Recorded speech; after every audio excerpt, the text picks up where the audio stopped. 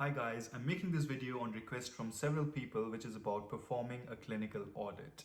Now I understand it's difficult to carry out an audit project if you are in India or in a country where you do not routinely have clinical audits.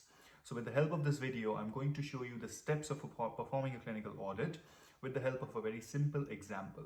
So let me start off with what is an audit first of all. So in simple terms, it is a process to see whether the healthcare which we are providing is in line with the current standards. Now, this is the biggest problem. We do not really have standards to compare with in India, or even if there are standards, they are not implemented because of the complex healthcare system we have.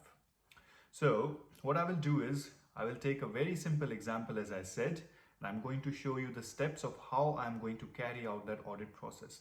So my topic is going to be, I want to see how many diabetic patients had their HbA1c levels checked in every 6 months.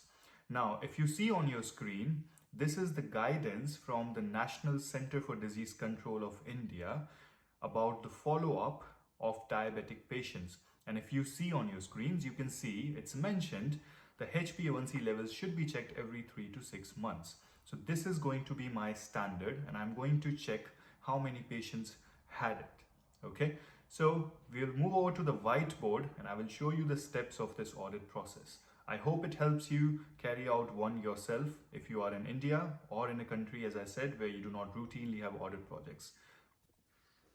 So the first step in performing a clinical audit is, of course, you need to choose a topic. For the purpose of this video, I'm going to use this one, which is we are going to see how many patients had their HbA1c levels checked in every 6 months.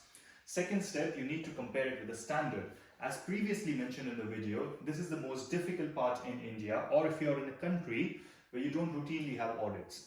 But I'm going to use the guidance from the National Center for Disease Control, as already shown in the video. And what it says is that every patient should have their HbA1c level checked every 6 months, every diabetic patient. So we're going to go ahead with that. The third step, you need to collect and assess data. So you need to pick 50 or maybe 100, it's up to you really. I would say go ahead with 50 patients. It's a small number and it's a good number. So let's say we collect the data of 50 diabetic patients. We will see retrospectively how many of them had their HbA1c levels checked every 6 months. And let's say you come up with a number, 60%. Okay, so we're going to go ahead with that. The fourth step, which is the purpose of this audit, is to implement change.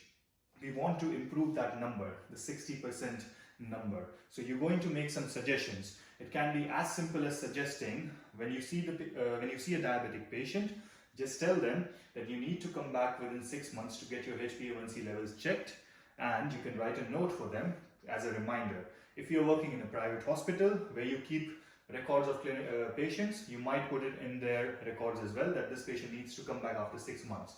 Okay, so you've made a suggestion. The last step you need to do is a re-audit. Okay, you need to pick up 50 more patients again after maybe a few months, of suggesting a change to see if things have improved.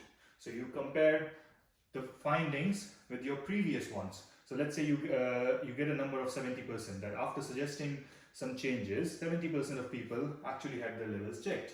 So it shows that your suggestions have made an improvement to the system.